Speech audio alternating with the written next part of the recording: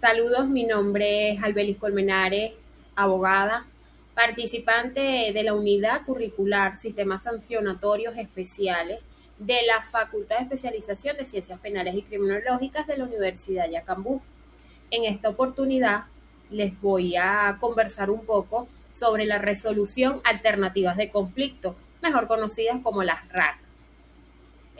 Tema esencial y en nuestra especialización, ya que actualmente estamos en un mundo cada vez más complejos y diversos, donde las diferencias culturales, sociales y personales pueden dar lugar a desacuerdos. Eh, por medio del mismo viene la resolución alternativa de conflicto para buscar una alternativa efectiva para promover la paz y la armonía en las relaciones interpersonales. Y no solamente interpersonales, sino también comunitarias. Por lo que en esta presentación van a poder observar diversos aspectos esenciales en dicha área de estudio. Así que comencemos. En primer lugar, es importante saber que la epistemología de conflicto es un enfoque que estudia cómo se producen y se gestionan los conflictos desde una perspectiva epistemológica.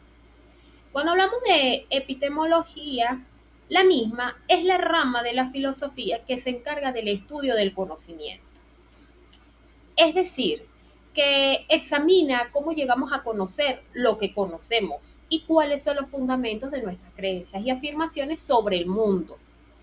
En este sentido, la epistemología del conflicto busca las diferentes formas del conocimiento que influyen en la comprensión, interpretación y la resolución del conflicto.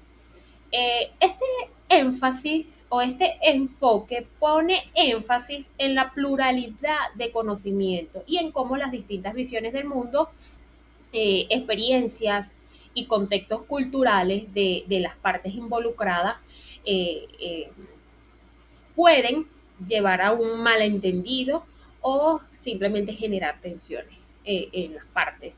Por tal razón, la epistemología del conflicto invita a reflexionar sobre nuestras concepciones del conocimiento y pueden influir en los procesos de resolución y búsqueda de soluciones pacíficas. Ahora bien, eh, algunos aspectos claves que debemos conocer es, primero, la definición de conflicto. En la lámina podemos observar que una definición corta y precisa, que es la posición entre dos o más partes que perciben sus intereses como incompatibles. Es decir, el conflicto que puede manifestarse en diversas formas, como desacuerdos verbales, diferencias de opiniones o choques culturales. Estos conflictos pueden ocurrir en diferentes ámbitos también, como laboral, social, personal, internacional. Y el mismo va a requerir algunos de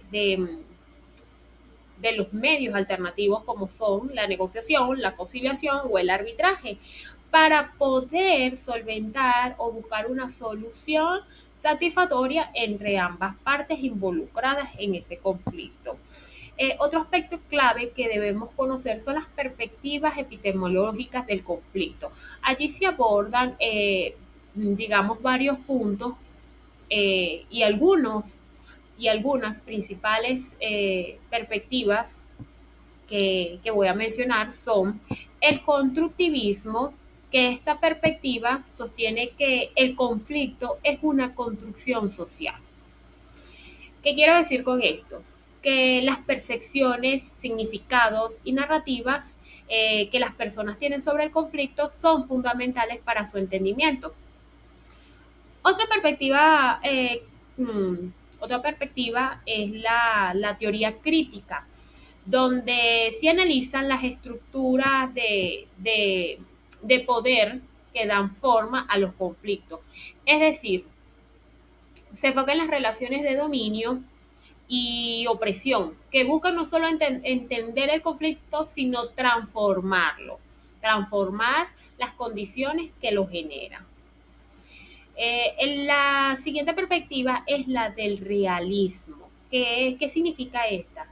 Que el realismo ve al conflicto como inevitable. Es algo que se puede presentar en cualquier momento, en cualquier instancia y en cualquier parte del mundo. Es inevitable.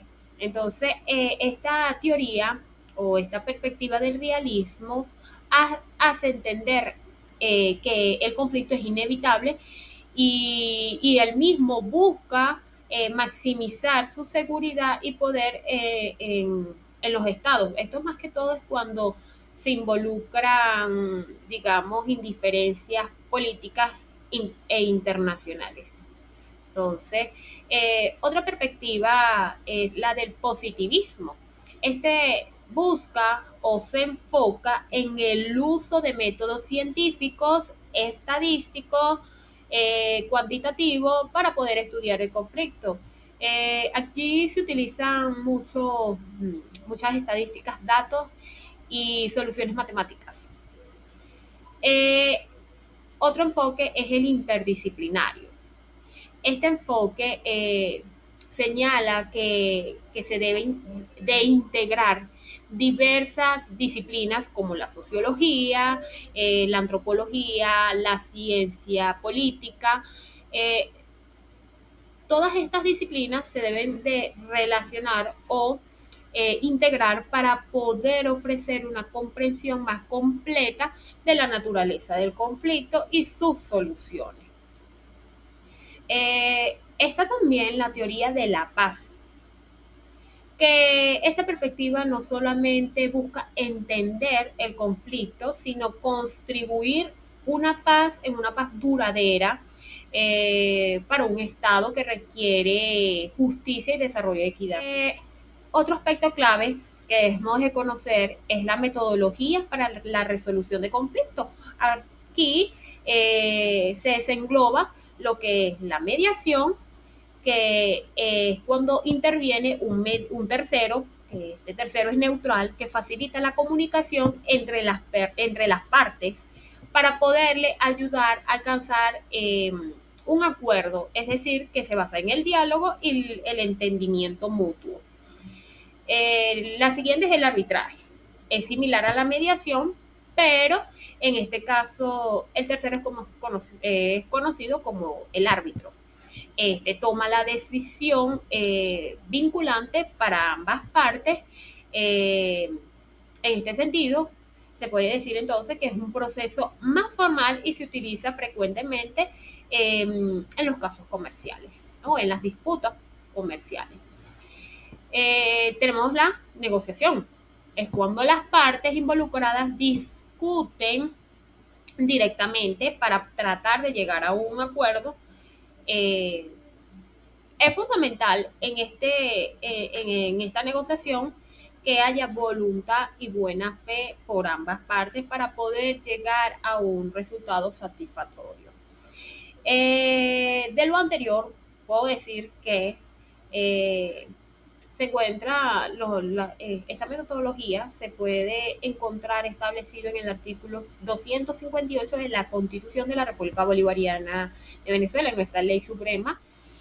Algunos aspectos criminológicos de la RAT se puede decir que las resoluciones alternativas de conflictos definidas como mecanismos que permiten resolver disputas sin llegar a instancias superiores en el contexto criminológico, estos enfoques pueden ser particularmente relevantes por varias razones.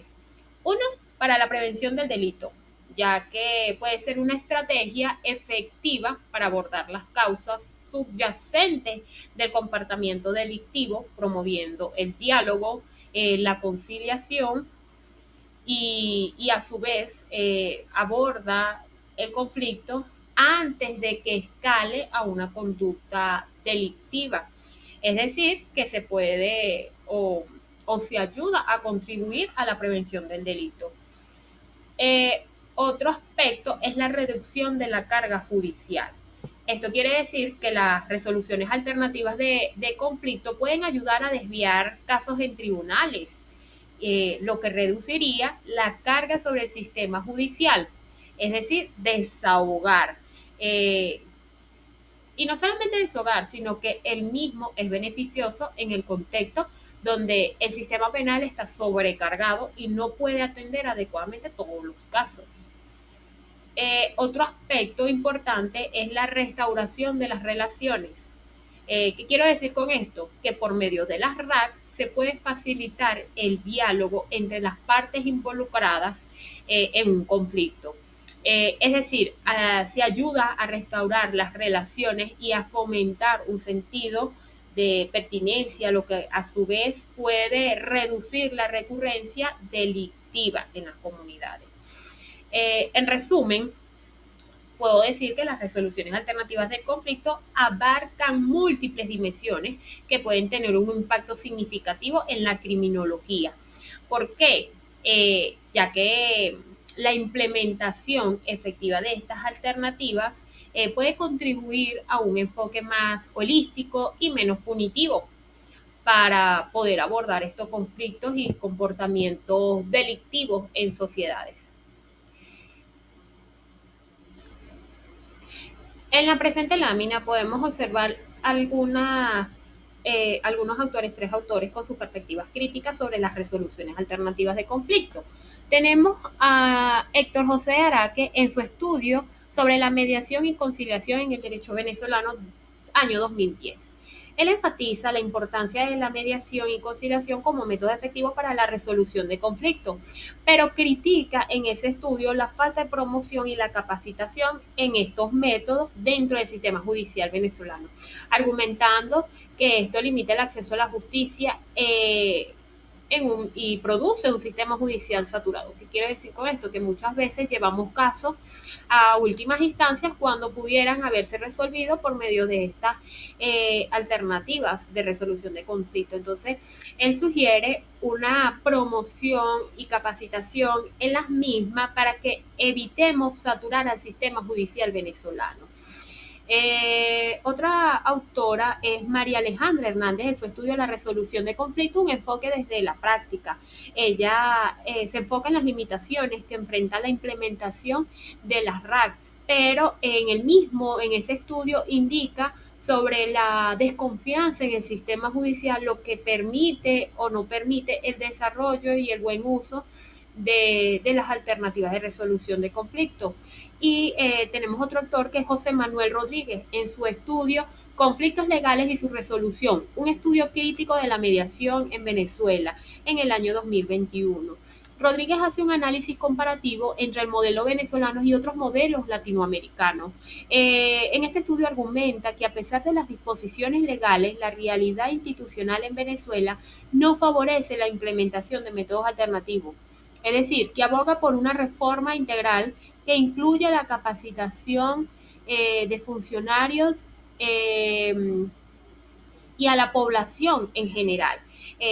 No es más que él sugiere que la misma, como indicó Héctor José, la capacitación y la promoción en los mismos, que no solamente los funcionarios estén capacitados, sino que también la población general, para que, digamos, todos podamos ser mediadores o todos podamos ser un tercero que interviene para la resolución o la búsqueda de una solución pacífica ante un conflicto que se pudiera presentar en cualquier momento, en cualquier instancia. La sociología del orden a la crítica de la criminología jurídica. En este punto, este enfoque examina cómo las normas sociales y las dinámicas de poder influyen en la definición y percepción del delito. Es decir, que la sociología del orden, allí podemos observar la definición, que es un campo de estudio que se centra en cómo se establece, mantiene y se reproduce el orden social en diversas sociedades. Es decir, que ese campo analiza las estructuras sociales, las normas, los valores y las instituciones que contribuyen a la cohesión social y al funcionamiento de la sociedad. Ahora bien, digamos que La sociología del orden se centra en cómo las sociedades establecen y mantienen un sentido de orden a través de las normas, valores, leyes. Y en este contexto, la criminología se enfoca en el estudio del delito desde una perspectiva legal y normativa. Entonces, es criticada por su énfasis en el comportamiento individual sin considerar digamos, las estructuras sociales que, que contribuyen a la criminalidad. En este sentido, estudiar la sociología del orden permite comprender no solo cómo se mantiene la cohesión social, sino también los desafíos que enfrentan las sociedades en la construcción de un orden justo y equitativo.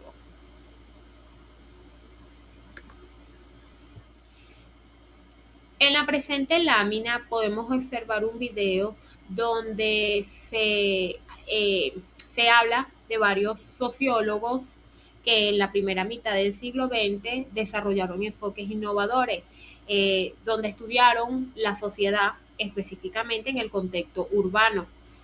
Estos sociólogos representan la Universidad de Chicago, mejor dicho, la Escuela de Chicago, ya que en la misma fue donde se centró en la observación empírica y tocaron puntos o temas de migración, crimen, cultura y las interacciones sociales.